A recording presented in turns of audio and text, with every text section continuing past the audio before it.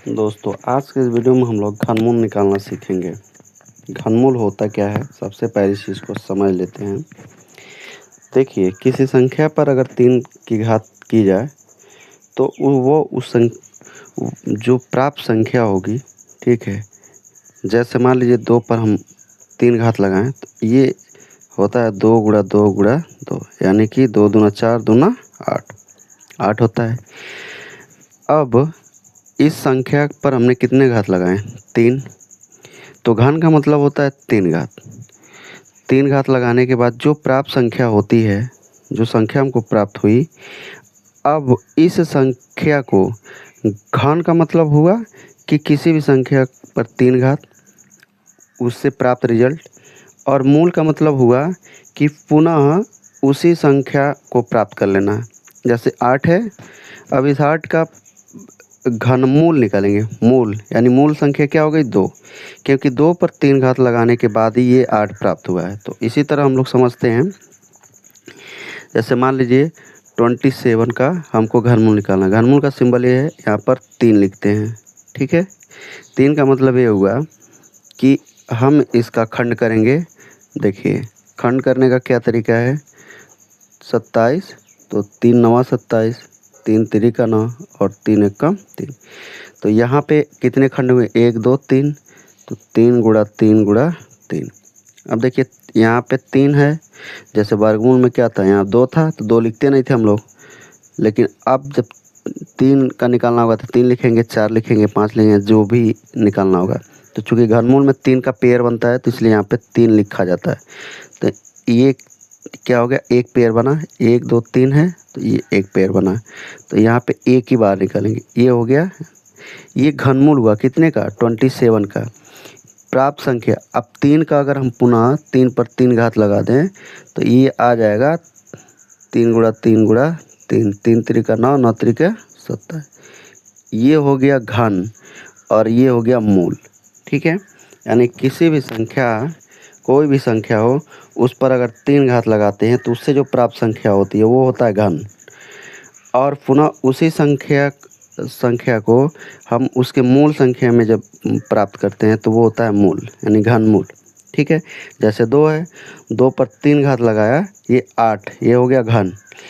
अब ये 8 है, अब इसी का ये किसका घन है? तो 2 का घन है।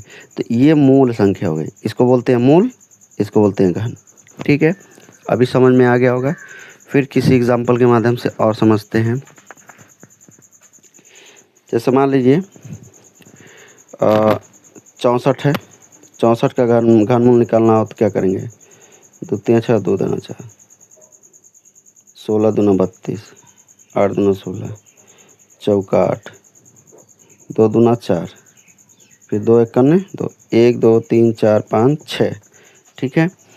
तो ये हो गया 64 का अगर हम घनमूल निकालें तो 1 2 3 4 5 6, तो एक पेयर बना, 2 पेयर बना, ठीक है। 3 3 का पेयर लगता है इसमें। तो ये हो गया, एक पेयर बना तो एक निकाल लेंगे, ये दूसरे पेयर का एक निकाल लेंगे। कितना हो गया? 2 दूना 4, यानी कि 4 का अगर क्यूब करिए तो हो जाएगा 4 गुणा 4 गुणा 4, 4 चौका 16, 16 चौका 64, ठीक है। तो ये हो गया 4 का घन 64, ये हो गया घन। और मूल क्या हो गया? 4। ये जो 4 है ये क्या हो गया? मूल, ठीक है।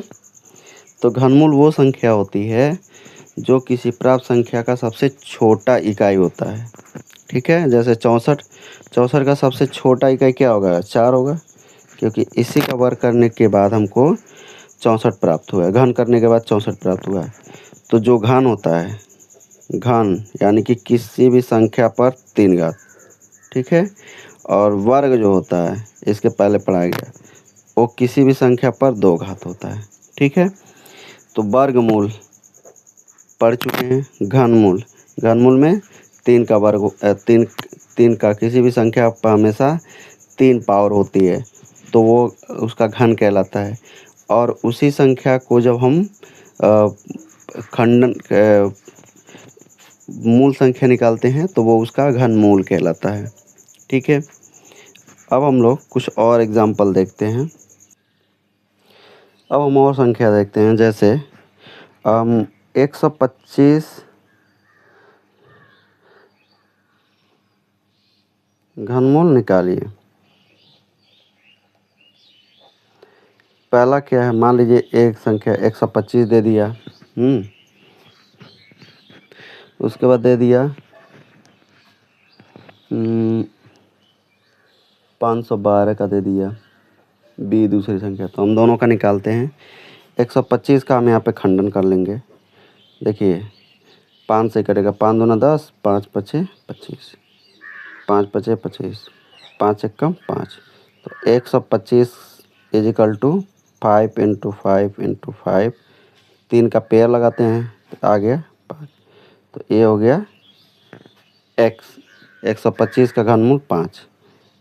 अच्छा, ये होता है इसका घनमूल का सिंबल।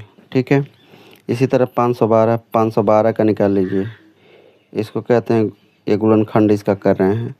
अब देखिए लास्ट में 2 है तो 2 से कटेगा, 2 दूना 4, 2 पचे 10, 2 छक 12, 2 कने 2 दूना 4, 2 अठे 16, 2 छक 12, 2 चौको 8, 2 तीन 6, 2 दूना 4, 16 दूना 32, 8 दूना 16, 4 दूना 8, 2 दूना 4, 2।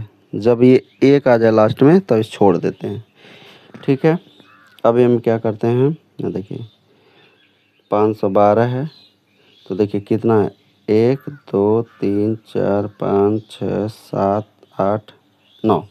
ठीक है, तो यहाँ पर 9 लिख देंगे। 1 2 3 4 5 6 7 8 9।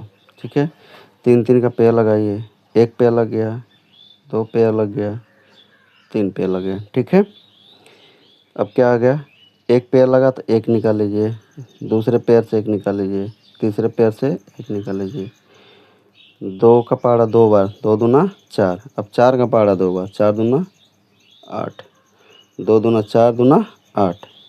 यानी कि ये जो 512 है ये किसका घनमूल है, 8। ये 8 का है, सॉरी, ये 512 जो है ये 8 का घन है। ठीक है, और 512 का घनमूल क्या है, 8 है। ठीक है, अगर 8 पे क्यू करेंगे तो ये आ जाएगा 8 अट्ठे 64 अट्ठे 512। ठीक है, तो 8 का घन 512 है और 512 का घनमूल 8 है। तो घनमूल क्या होती है, वो संख्या जो उस संख्या की सबसे छोटी इकाई होती है। और घन क्या होता है कि प्राप्त संख्या का घन जो हमारी संख्या होती है। ठीक है, क्लियर हो गया। अब हम लोग एक और करते हैं।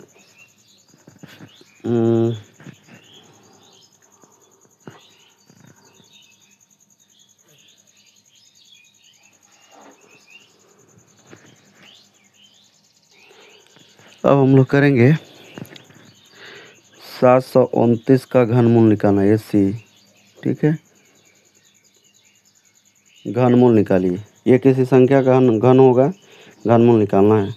तो क्या करेंगे, 729 का हम लोग 3 से काटेंगे, 3 दूना 6, 3 चौको 8, 3 तिरिक 9, 3 8 24, 3 एक 3, 3 दूना 6, 3 7 21, 3 9 27, 3 तिरिक 9, 3 एक 3, 1 2 3 4 5 6। ठीक है, तो 1 2 3 4 5 6, 3 का पेयर लग गया तो 1 ठो 3 निकल गया, इस पेयर से 1 3 निकल गया, 3 तिरिका 9। ये हो गया 729 का जो घनमूल आया वो क्या आ गया, 9। ये हमारा उत्तर हो गया। ठीक है, तो घनमूल इसी तरह से निकाला जाता है। अगर इसमें किसी तरह की कोई कमी है तो आप कमेंट कर सकते हैं। बाकी हम लोग घनमूल के बाद इस पे कुछ इबारती क्वेश्चन पढ़ेंगे। ठीक है, घनमूल का एक वो हम बता दे रहे हैं, एक सिंबल बता दे रहे हैं। देखिए घनमूल क्या होता है, घनमूल का एक फिगर बना देते हैं, 3 डायमेंशनल फिगर। ठीक है, 3 डायमेंशनल फिगर बहुत आसान है। ऐसे ए हो गया, ऐसे ए हो गया, ऐसे ए हो गया, ये हो गया, ठीक है। तो देखिए ये मान लीजिए ये जो है इसकी लंबाई, चौड़ाई और ऊंचाई, ठीक है। ये एच, ये बी, ये एल, ठीक है। तो क्या होता है, लंबाई बराबर चौड़ाई बराबर ऊंचाई, यानी कि इसके तीनों जो ये हाइट होते हैं ना, वो क्या होते हैं, इक्वल होते हैं। ये घन कहलाता है, ठीक है। इसको हम लोग आगे पढ़ेंगे। बाकी अभी हम लोग क्या सीख रहे थे, घनमूल, ठीक है। फिगर में हम लोग इसको ऐसे प्रदर्शित करते हैं। तो आगे हम लोग कुछ और क्वेश्चन करेंगे, ठीक है। तब तक के लिए जय हिंद।